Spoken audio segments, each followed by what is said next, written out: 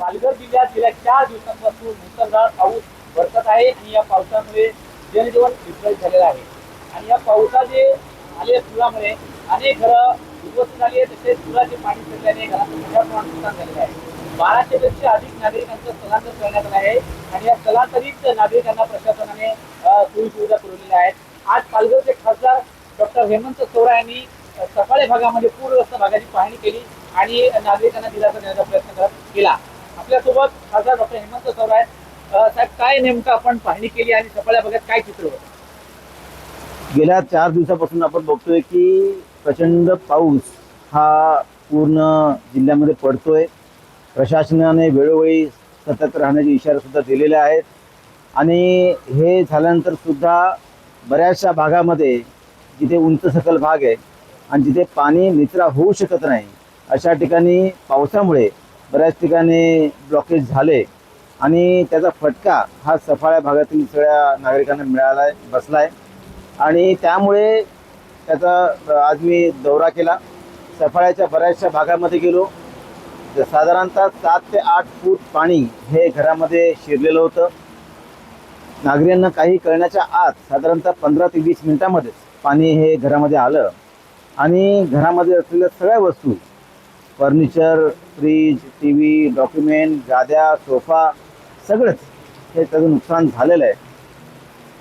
साधारणतः काही वेळानंतर 2 ते 3 तासामध्ये पाणी कमी झालं, परंतु त्या पाणी भरण्यामुळे प्रचंड नुकसान हे नागरिकांचं झालेलं आहे. साधारणतः 300 ते 400 घरामध्ये पाणी गेल्यामुळे सगळ्या नागरिकांना कालपासून मोठ्या बिकट परिस्थितीला सामोरं जावं लागतं आहे आणि त्यामुळे ते पूर्ण पाहणी करण्यासाठी आज मी सफाळ्या भागात दौरा केला. बऱ्याचशा घरामध्ये जाऊन आलो, बऱ्याचशा नगरामध्ये जाऊन आलो. कालपासून आमचे सगळे कार्यकर्ते त्यांना अन्न पाणी देण्याचा प्रयत्न करत आहेत. NGOच्या माध्यमातून सुद्धा त्यांचं जेवणाची सोय करण्यात आलेली आहे. तात्पुरता निवाऱ्याची सुद्धा सोय करण्यात आलेली आहे आणि त्यामुळे ह्याची निश्चितच दखल प्रशासनाने सुद्धा घेतलेली आहे. लागलीच उपाययोजनासुद्धा जिल्हा प्रशासनाने सुरू केलेल्या आहेत. काल जिल्हाधिकारी मॅडमसुद्धा सफाळ्या भागात होत्या. त्या परिस्थिती अतिशय बिकट आहे, पण तरीसुद्धा नागरिकांनी थोडंसं संयमाने घेतलं पाहिजे आणि ज्यांचं नुकसान झालेलं आहे त्यांच्या तात्पुरती दिलासा म्हणून एमर्जन्सी जे रिक्वायरमेंट आहेत, त्यांचं जेवणाची सोय असेल किंवा त्यांची कपड्यांची सोय असेल किंवा तात्पुरत्या निवाऱ्याची सोय असेल, ही जिल्हा प्रशासनातर्फे ही उपाययोजना सुरू करण्यात आलेली आहे.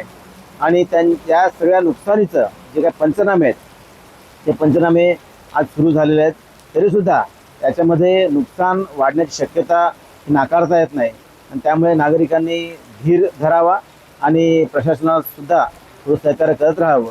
आम्ही सगळ्या कार्यकर्त्यांच्या माध्यमातून, NGOच्या माध्यमातून आणि जिल्हा प्रशासनाच्या माध्यमातून आणि राज्य आपत्ती व्यवस्थापनाच्या माध्यमातून या सगळ्यांना दिलासा देण्याचा प्रयत्न करतोय. नक्कीच नागरिकांनी धरून जाण्याचे कारण आणि प्रशासन आपल्या सोबत आहे आणि सरकारही आपल्या सोबत आहे असं आश्वासन खासदार डॉक्टर हेमंत चौरा यांनी नागरिकांना दिलं आहे. नागरिक शेख, TV9 मराठी, पालघर.